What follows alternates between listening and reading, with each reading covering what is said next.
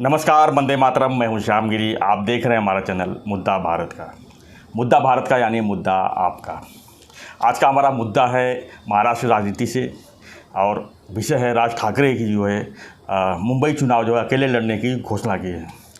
जी हाँ, राज ठाकरे जी ने जो है घोषणा की है कि हम बीएमसी चुनाव जो है अकेले दम पर लड़ेंगे। आखिर इसके पीछे राज क्या है, इसका किसको फ़ायदा है, किसको नुकसान है, इसी पर हम चर्चा करेंगे हमारे सहयोगी अनिल थत्ते जी से। थत्ते जी, हम इसके पहले भी इसके ऊपर अपने चर्चा कर चुके हैं कि शायद ऐसा होगा, यही होता हुआ। सर, हमने ऐसा बोला था जी कि राज ठाकरे स्वतंत्र चुनाव लड़ेंगे जी। और ये जो सब चर्चा उस समय जोर में थी कि बीजेपी के साथ चर्चा, बीजेपी के नेता उनके घर आ गए, मंत्रिमंडल में जगह मिल रही थी, मंत्रिमंडल में जगह मिलेगी उनको, वगैरह वगैरह जो आ रहा था। उसी समय मैं बार बार बोल रहा था कि मैं उनका स्वभाव जानता हूँ जी, उनकी राजनीति जानता हूँ। हाँ, तो एक 4-5 साल तो बीच में ऐसे थे कि भाई ऑलमोस्ट एक दो दिन शनिवार रविवार छोड़ के मैं राज साहब के साथ बैठता था, तब वो मेरा राज था। मगर बहुत प्यार था। और मेरे जैसे उम्र से इतने बड़े आदमी को भी, और पत्रकार ये वो सब मेरा बैकग्राउंड, और उस समय तो मैं सुपरस्टार था, फिर भी मेरे मन में राज के प्रति, राज ही बोलता हूँ मैं अचानक से, मतलब मन में वो राज ही बैठा है। तो राज जी के बारे में बहुत एक प्यार रहता था, और ऐसा मुझे हमेशा लगता था कि राज अगर शिवसेना का चीफ बन गया तो शिवसेना को कम से कम 25-50 साल का भवितव्य रहेगा। और हर किसी को लग भी रहा था वो चीज़। हाँ सर, जिस तरह से विद्यार्थी सेना चला रहे थे वो, विद्यार्थी सेना चला रहे थे, उनमें वो एक नेता, मुख्यमंत्री, प्रशासक, इसके जो गुण होने चाहिए वो ठूस ठूस के भरे हुए मुझे दिखाई देते। बॉडी लैंग्वेज, हाँ, बॉडी लैंग्वेज थी, अभिनय था, वक्तृत्व था, नेतृत्व था, कर्तृत्व था। तब तो वो कर्तृत्व उभर के आया नहीं था जी। मगर 95 से 99 तक जब इनकी सरकार थी, तब सर मंत्रालय में मनोहर जोशी मुख्यमंत्री थे, मगर उनके ऊपर हावी होके बाला साहब बोलते थे रिमोट कंट्रोल माझा है, रिमोट कंट्रोल माझा है। और मैं देखता था कि उनसे काम करवाने में जी, किससे, मनोहर जोशी मुख्यमंत्री से काम करवाने में नंबर 1 पे थी स्मिता ठाकरे। वो मतलब आप सोचेंगे नहीं, इतने काम मनोहर जोशी को बोलती थी और उनको धमकी भी देती थी कि अगर आपने नहीं किया तो मैं साहब के पास आपकी शिकायत करूंगी। राज ने कभी ये बात नहीं की भाई मैं शिकायत करूंगी। राज के आवाज़ में ही वो एक दम है, एक उनकी मित्रता भी थी। हाँ, ये है। और भाई ये होना चाहिए जी। और मैं कहता हूँ तो होना चाहिए। मैंने कहा बात हो ख़त्म। मतलब मनोहर जोशी स्मिता ठाकरे को इतने डरते नहीं थे जितने राज को डरते थे। उद्धव को तो बिल्कुल डरते नहीं थे। सर क्यों डरते थे? आज भी अगर आप देखेंगे तो उनके पास कोई सत्ता नहीं है, कोई सत्ता नहीं है। फिर भी लोग जब परेशानी में आते हैं, या तो उनको ऐसा लगता है कि सरकार हमारी सुन नहीं रही है, हमारा जो प्रॉब्लम है वो सॉल्व कैसे होगा, इसका हल कौन निकालेगा, इसका सॉल्यूशन कौन निकालेगा।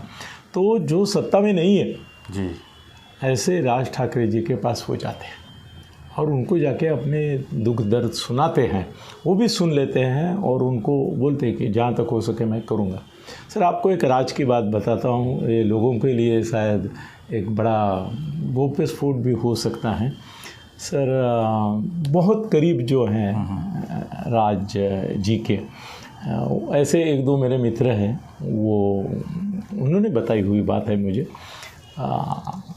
उन्होंने ऐसा बताया कि उद्धव के मुख्यमंत्री पद के 2.5 साल में भी जी, वो अगर शिवसेना बाहर के किसी आदमी की सुनता था तो उसमें नंबर 1 में ऑफ कोर्स शरद पवार थे, नंबर 2 पे अजीत दादा थे, मगर नंबर 3 पे राज ठाकरे। ओह, बहुत कम लोगों को मालूम है कि राज ठाकरे जी ने उनको बताया उद्धव जी को, और उन्होंने किया नहीं ऐसा कोई काम नहीं, किसी को कभी पता नहीं चला। बाहर क्या क्या न्यूज़ आती रही, उनमें संघर्ष कैसा है, वो एक दूसरे के कैसे खिलाफ है, ये है वो है, वो सब आता रहा। और वो आता ही है। मीडिया को कहाँ से पता चलता है? मीडिया को अंदर की बातें ज़्यादा करके मालूम नहीं होती है। क्या होता है कि मेरे जैसे लोग जो एक नेटवर्क रहता है उनका, सब बड़े लोगों के साथ जो लोग हैं उनका भी नेटवर्क रहता है। तो मुझे 2.5 साल में, अतिशयोक्ति नहीं करूँगा, फिर भी मेरे को लगता है कि 2.5 साल में अगर 800 दिन होते हैं, हाँ, तो कम से कम 50 या 100 ऐसे काम राज जी के उद्धव ने किए कि जो अगर राज साहब खुद मुख्यमंत्री होते तो ही करते। ये बड़ी बात कह रहा हूँ, बहुत बड़ी बात है। और उनका अजीत दादा से भी अच्छा संबंध था। अजीत दादा को भी अगर कभी उन्होंने फ़ोन किया तो काम करते थे। सर, ये कुछ लोगों को उनके चैनल में काम करने वाले, उनके नेटवर्क में काम करने वाले, उनके मनसे में काम करने वाले कुछ कार्यकर्ता नेताओं को ये पता था कि भाई राज साहब मंत्रिमंडल में नहीं है, पार्टी में नहीं है, बाहर है, फिर भी उनकी चलती है। और ये बात जब वो लोगों को बोलते थे कि भाई एक काम करो, तुम राज साहब के पास जाओ, और लोग जाते थे बड़ी आशा लेके, बड़े ख्वाब लेके जाते थे।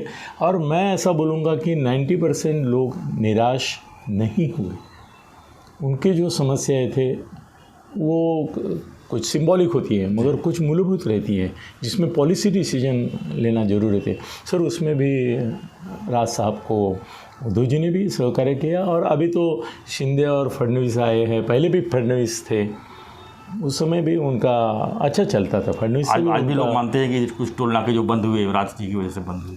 क्या बंद हुए? टोल नाके कुछ बंद हुए। हाँ, टोल नाके वगैरह वो छोटी बात है सर, बहुत छोटी बात, बहुत छोटी बात है। लोग दिमाग में तो है। हाँ, कुछ बंद हुए, कुछ नहीं हुए, कुछ नहीं हुआ, उसके बारे में कंट्रोवर्सी है। मगर एक बात ये है कि फडणवीस साहब ने भी उनके काम किए, और सत्ता में नहीं होते हुए भी किसी की सत्ता अगर आपको देखनी है, जाननी है, अनुभव करनी है, तो उसके लिए राज जैसे दूसरे कोई महाराष्ट्र में नहीं है। इतना पैरेलल समांतर गवर्नमेंट, समांतर सरकार आज राज साहब की चलती है महाराष्ट्र में। शिंदे फडणवीस की सरकार के समांतर सरकार अगर किसी की है तो राज साहब की है। पर एक पीछे ही सरकार, बहुत बड़ी बात है, बहुत बड़ी बात है। और अभी आते हैं उनके निर्णय के ऊपर।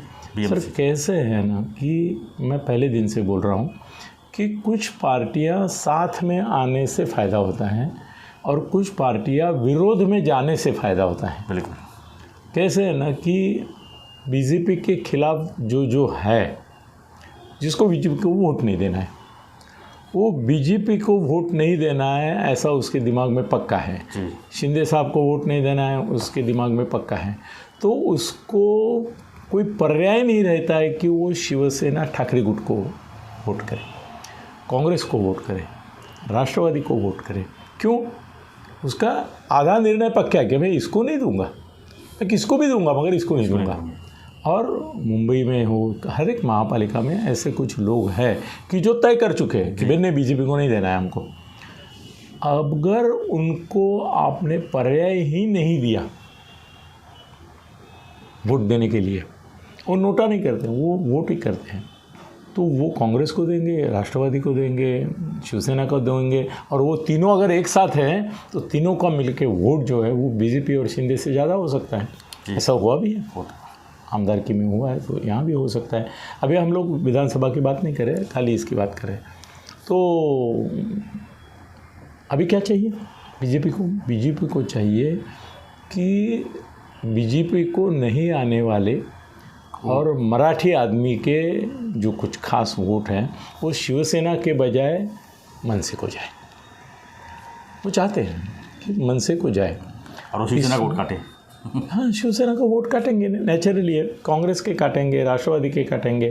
कैसे है ना कि आर पाटिल थे, 2009 के इलेक्शन के पहले आर पाटिल थे, शायद मैंने बताया नहीं बताया मुझे याद नहीं आ रहा है, मराठी में बताया था शायद, कि आर पाटिल साहब को मैंने एक बार बोला कि आप ये राज ठाकरे को बहुत तकलीफ़ देते हैं, कुछ न कुछ उनके ऊपर केसेस करते रहते हैं, उनको ये करते रहते हैं, वो करते हैं। तो उनकी भी मेरी अच्छी दोस्ती थी, उन्होंने बड़े प्यार से बोला, वो बोले मुझे मालूम है राज के बारे में आपके मन में बहुत एक सॉफ्ट कॉर्नर है, इसलिए आपको लगता है कि मैं हम उनको तकलीफ़ क्यों दे रहे हैं। तो वो बोले ये हमारे पवार साहब की नीति है। मैं बोला मतलब? वो बोले कैसे है ना कि उनको हम जितना तकलीफ़ देंगे उतने वो बड़े होंगे, उनके ऊपर केसेस आएंगे, उनको अरेस्ट करेंगे, उनको ये करेंगे वो करेंगे, रोज़ नोटिस करेंगे, रोज़ उनकी चर्चा ऐसी होती रहेगी कि भाई सरकार उनके ऊपर अन्याय कर रही है, अत्याचार कर रही है और वो फाइट बैक कर रहे हैं। वो अगर हमसे फाइट बैक कर रहे हैं तो नेचुरली वो हमारे खिलाफ हो गए। हमारे खिलाफ होने वाले जो लोग हैं उनमें सबसे एग्रेसिव कौन है? मनसे। राज जैसा कोई एग्रेसिव लीडर महाराष्ट्र में आज की तारीख में है नहीं, कोई नहीं है। ये बाकी बच्चू कडू अमुक तमुक वगैरह जो है ना, राणा अमुक तमुक, वो बातें बहुत करते हैं, मगर राज ठाकरे एक ऐसा ज्वालामुखी है, मैं तो बोलूँगा कि जो फट गया तो उध्वस्त कर देगा सब, और नहीं फटा और अंदर से धुमसता रहा तो भी उसकी आग ज्वाला और वो लावा रस जो अंदर उबलता है, उसकी धग, उसकी आग का एक एहसास पूरे समाज को होता है। 2009 में लोकसभा चुनाव में दिखा दिया उन्होंने। सर मैं वही बोला कि आर पाटिल की वो नीति यशस्वी हुई और राज और उनकी पार्टी इतनी बड़ी हो गई कि पूरा समीकरण उन्होंने बदल के रख दिया, और कांग्रेस चुन के आई सिर्फ मनसे की वजह से। महाराष्ट्र में पूरा मनसे की वजह से, पूरे मनसे की वजह से आई। वो डाव जो था आर पाटिल और पवार साहब का, वो सक्सेस रहा। 100%। उन्होंने बीजेपी के वोट तोड़े क्योंकि उस समय उनका ये अलग था, और अपोजिशन पार्टी करके उन्होंने ये। सो देखो 2009 का इलेक्शन जीतने के बाद जो सरकार आई, मेरे ख्याल से 2009 के बाद विलासराव की आई जी, तो उन्होंने उतने अन्याय अत्याचार राज साहब तक नहीं किए और उतना उनको परेशान भी नहीं किया। इसका प्रॉब्लम ये हो गया कि उसकी वजह से उनकी जो फाइटिंग वाला नेचर था एक, वो थोड़ा सा सौम्य हो गया, थोड़ा माइल्ड हो गया, और अगले चुनाव में उनको बड़ी हार आ गई। जी, क्या है ना, राज जैसा नेता जो है वो शेर है, उसको दहाड़ना चाहिए, उसको ये करना चाहिए।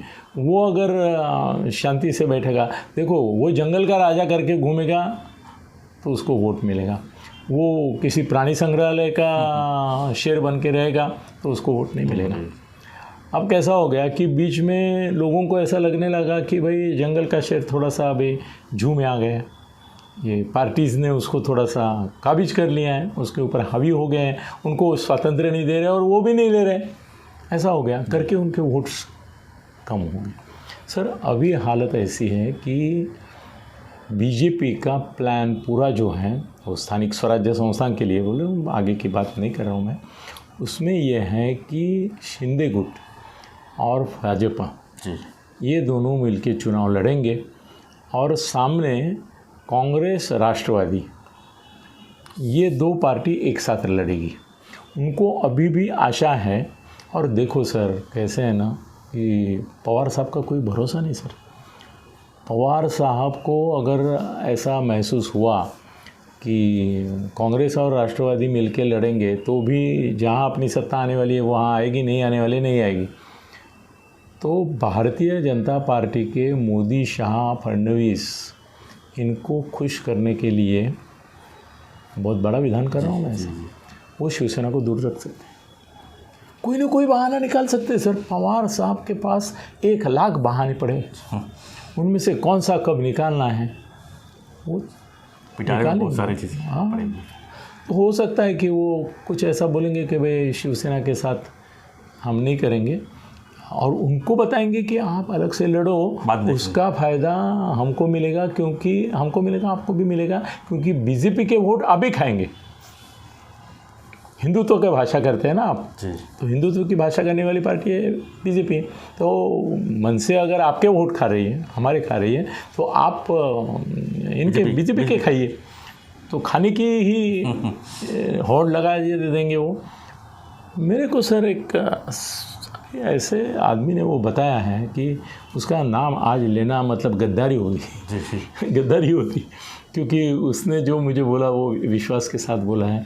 तो उसने मुझे ये कहा है कि अनिल जी, आप वीडियो में बताना है तो मेरा नाम मत लो, मगर किसी भी हालत में आगामी जो विधानसभा नहीं, ये स्थानीय स्वराज्य संस्था के चुनाव होंगे उसमें खाली 2 या 4 महापालिका में ही शिवसेना, कांग्रेस और बीजेपी, शिवसेना, कांग्रेस और राष्ट्रवादी इनकी तड़जोड़ रहेगी।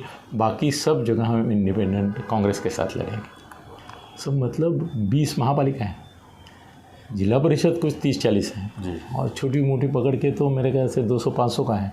उसमें अगर 5-25 ही जगह ये यूनिटी कर रहे हैं तो शिवसेना वाले भी बोलेंगे काय के लिए इनके साथ जाना, इतने के लिए हम तो मुंबई में हम है, इधर है उधर है, ये वहीं आ रहे हैं जहाँ पे इनको फ़ायदा होगा, जहाँ हमारा फ़ायदा होगा ऐसी जगह तो हमको साथ में नहीं ले रहे, तो वो भी बोलेंगे चलो हम लड़ते हैं इंडिपेंडेंटली।